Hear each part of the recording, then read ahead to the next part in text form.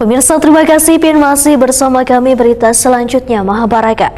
Komisi 4 DPRD Banjarmasin melakukan kunjungan lapangan ke RSUD Sultan Suryansyah untuk memastikan kesiapan gedung baru pelayanan terpadu yang akan mulai beroperasi di tahun 2025.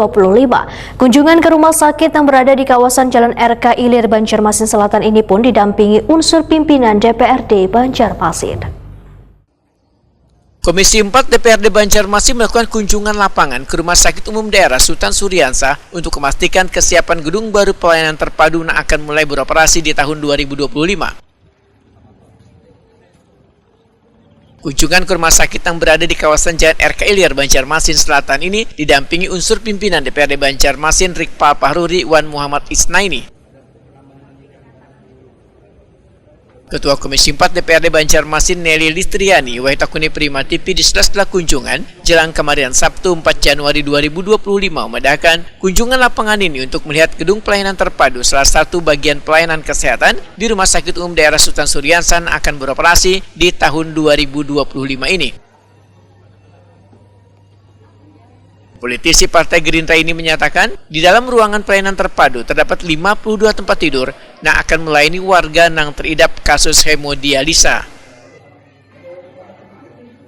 Jauh secara langsung ke gedung baru daripada bangunan Rumah Sakit Sultan Suryansyah yang kemungkinan akan beroperasional di tahun 2025. Adapun gedung baru itu sendiri memiliki 52 bed untuk pelayanan terhadap masyarakat, kemudian akan diwacanakan penanganan kasus hemodialisa di gedung yang baru dibangun.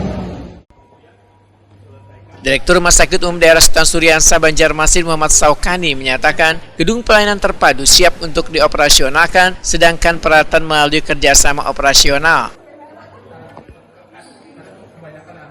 Terkait dengan operasional cuci darah, ujar Muhammad Saukani masih dalam tahap melakukan perizinan. Kalau cuci darah itu mungkin nanti akan beroperasional di semester kedua tahun 2025. Karena kita saat ini masih proses perizinan, kemudian juga menyekolahkan dokter spesialis penyakit dalam untuk mengambil fellowship khusus untuk pelayanan hemodialisa. Itu fellowshipnya itu program belajar 4 bulan. Kalau untuk sarana prasarananya sudah memadai kan Pak atau gimana?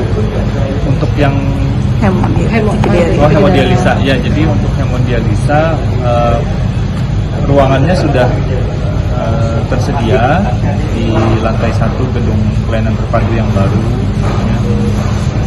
Kemudian untuk alat-alatnya nanti juga tentu akan disiapkan, dan itu melalui mekanisme kerjasama operasional biasanya. Di tahun 2025, Rumah Sakit Umum Daerah Sultan Suryansyah Banjarmasin akan memiliki tambahan gedung layanan kesehatan, yaitu ruangan pelayanan terpadu yang di dalamnya terdapat 52 tempat tidur.